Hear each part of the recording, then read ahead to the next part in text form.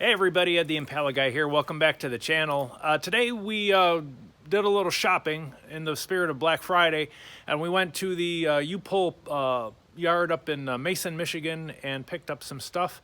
And as luck would have it, they were having a sale. So, considering that most of this episode is going to be about the Saturn, we will start out with some Impala stuff. So anyhow, here you go. One thing I learned is that when you come across Impala parts in a junkyard, don't pass them up. So there was a beautiful hood in black. The only damage to it is there's one little dent right there and some rock chips along the front. But other than that, the hood is unmolested. The paint on it looks halfway decent. And it was already off the car. It was just sitting there. And man, how can you pass that up? With the 35% off, it ended up being like $30. So $30 for a painted hood in good shape, I'll take it every day. Then the other thing that you rarely find at a U-Pull yard is an intact bumper cover with the grills. Now this one does have a little bit of damage. There's a crack right here, and then there's underneath here, there's a crack there. And I think there's a crack on the bottom, like right along here, but it's a small crack. Anyhow, as we saw with the 2011 Impala, well, actually, you guys haven't seen it yet because I haven't put that video out yet. That's actually pretty easily fixed. And again, this thing was like $26 for that bumper cover. Are you kidding me? Brand new to order one from, Amazon is like $110. Plus, the big advantage to this, not only did it come with the grills, it also came with the lower valance. I don't know if you guys can see that in there. Probably not. But it did come with the lower valance simply because I forgot to bring my 7mm socket and I couldn't actually get it off. So it just all came with it. And they didn't charge me for it either. So that was kind of nice. So anyhow, we did pick up some Impala parts. I did get a headlight assembly. It was like a brand new factory headlight assembly off of a junked police car. So I imagine they, probably just replaced it right before they junked it. You know how municipalities are. So we got that, and it was like, $14 for the composite headlight with the bulbs in it. So I think we scored there. And then I did get some stuff for the Saturn. And I'm going to get that unloaded and show you that here in a second. But I wanted to start out with the Impala stuff because we are still at the Impala Guy channel, even though we might be taking this brief detour to resurrect a Saturn Outlook. We're still going to be doing mostly Impalas. So hang on, let me get all the stuff unloaded and I'll show you what I got. Okay, so continuing on with the parts tour, you can see I have a 4-piece floor mat set in the charcoal gray or the, basically the black, whatever you want to call it. Looks gray on camera, but it's actually the dark carpeting. These came out of an Impala. The front ones came out of an Impala, so they have the hold down right there. The rear ones actually came out of a Monte Carlo I found on my second go around. And then here's that brand new headlight. Looking good. The Saturn parts we picked up today. Here's a strut. This was actually out of a Chevy Traverse. And really it was about the only strut really that was worthwhile picking. The rest of them all were bent up as well. They had been in front end collisions. The Traverse that this came off of was actually, I think, a mechanical thing because there was no body damage to it. And so for $25, we're going to put it in. We're going to see how this thing drives. And then we will, if it is roadworthy and drive-worthy, then we will order new struts and, and shocks and sway bar links and all that good stuff. The lower control arm, we're just going to run with it for now. It is intact. Yeah, the bushings need need replacing. There's a little bit of wear in the bushings, but, for right now, just for test driving it, it's fine. Again, and if it runs okay and it drives okay, we will replace the lower control arms. We'll order it all at once. The other thing we're going to have to order is a mass airflow sensor. I had picked one up off of one of they had an earlier Saturn there, a 2007. It wasn't the same engine code. It was a 3.6, but it was an LY7 code engine, and these are LLT code engines. And apparently they're not the same, because I plugged that one in and this thing ran like crap. Chugging and running really rich and everything. The funny part was, though, is I changed it back out, put this one back in, which is what came in this vehicle, and it started working. It started measuring mass airflow. Now, whether it's correct or not, I have no idea. But for the time being, we're just going to run with it.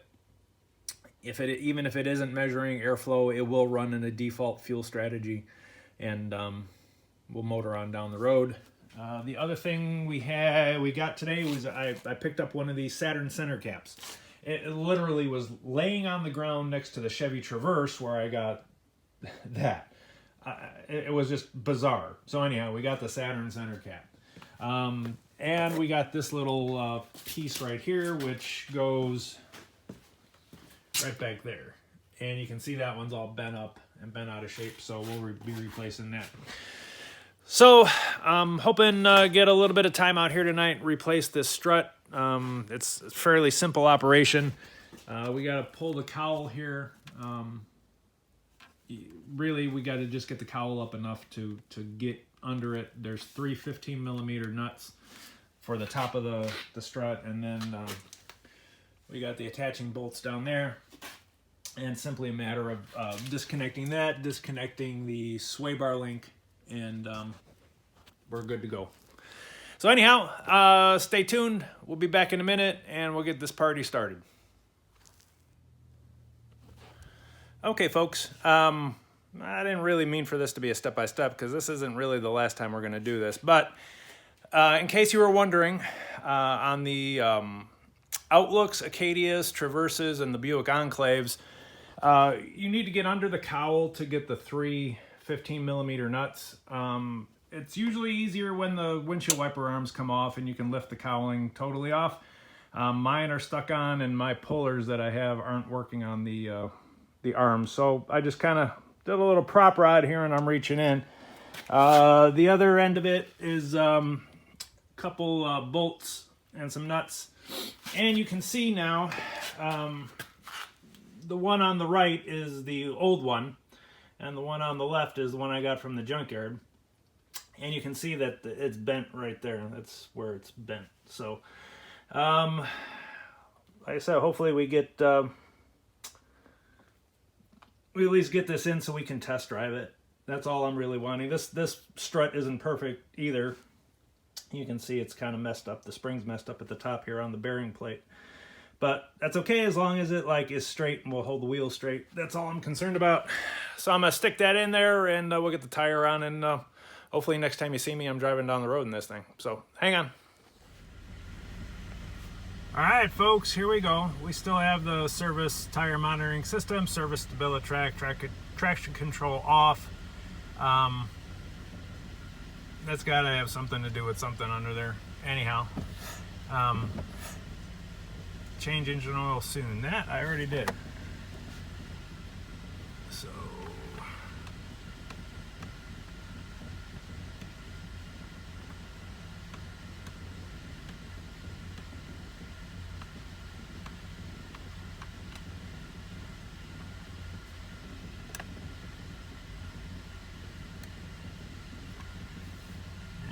since I just changed oil, we changed that to 100%.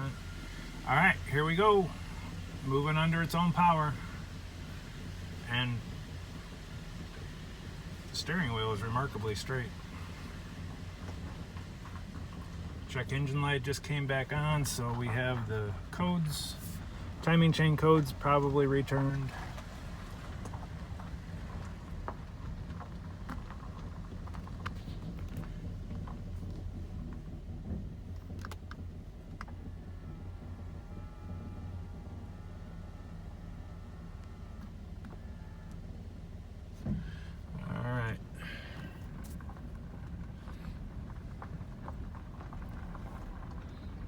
Actually seems to steer pretty well now that the tire's on there straight.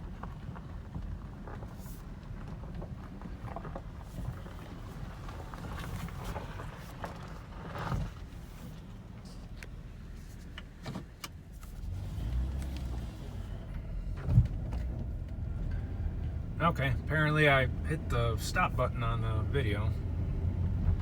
But in case any of that other stuff didn't record, just my few observations. It's got that exhaust leak for sure. We'll have to look at that. It seems to be shifting okay.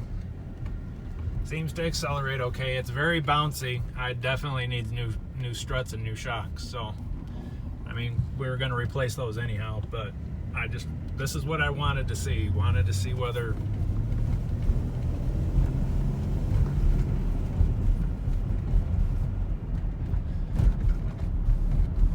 and it accelerates. I wouldn't say it accelerates like really well. I mean, it does okay. How much of that is the exhaust leak? I don't know. Also, some of the front end, there's some clunking around it. You know, we realize that this still needs lower control arms and bushings and stuff, so we're going to be getting that.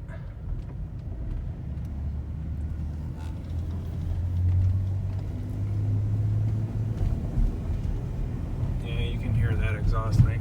Anyhow, I'm going to put the camera down and concentrate on driving for a little bit, so I'll brief you when we get back into the garage.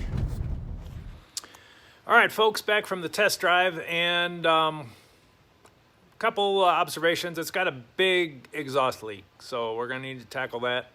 We're going to need to tackle the transmission seals. Yeah,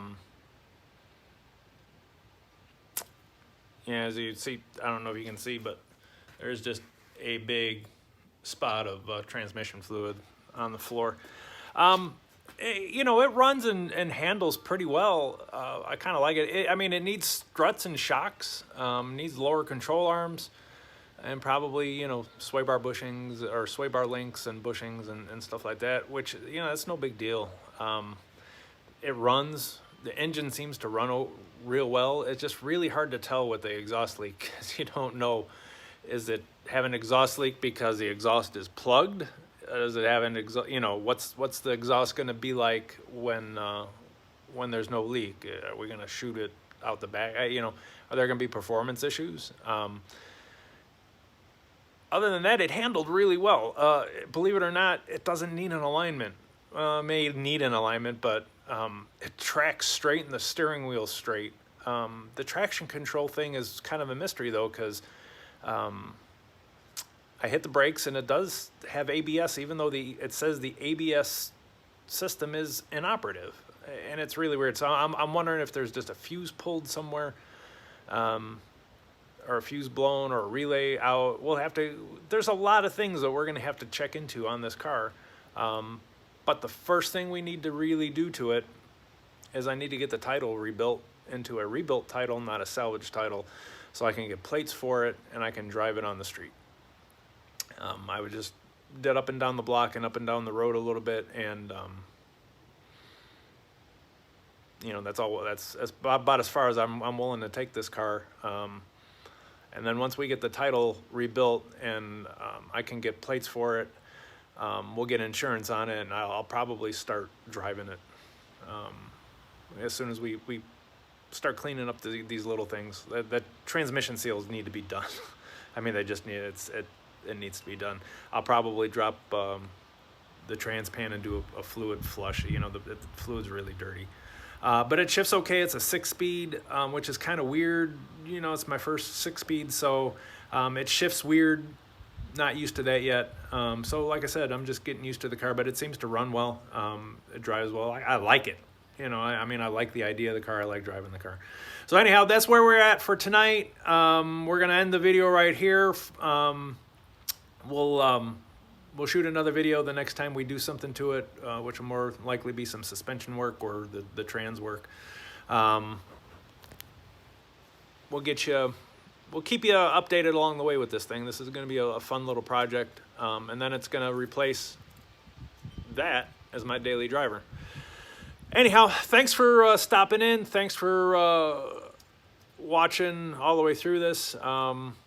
If you've subscribed, thank you again. If you haven't subscribed, consider subscribing. We're going to do not only this car, but we're looking to pick up another project car, more than likely an Impala. So the Impala guy, yeah, we're going to go back to Impalas. But I'm open to all kinds of things. I've bid on Equinoxes and Acadias. I've got a few Outlooks. I had an Acura TL on my list. So, you know, I'm not like tied to Impalas. I just kind of pick them because I know them. And I can look at them in the pictures and know what is damaged behind a lot of things, or what could be damaged. So that's one of the reasons to kind of stick with one particular car brand. But anyhow, go ahead and smash that like button if you would. That'll help the video get kind of spread out further on YouTube. Subscribe if you would, and share this on your social media, and leave me a comment down below. Let me know what you think of the old Saturn here, and we'll get her back to running and driving and being a daily driver. Another one resurrected. So thanks, and we'll see you next time. This is Ed the Impala guy signing off for now.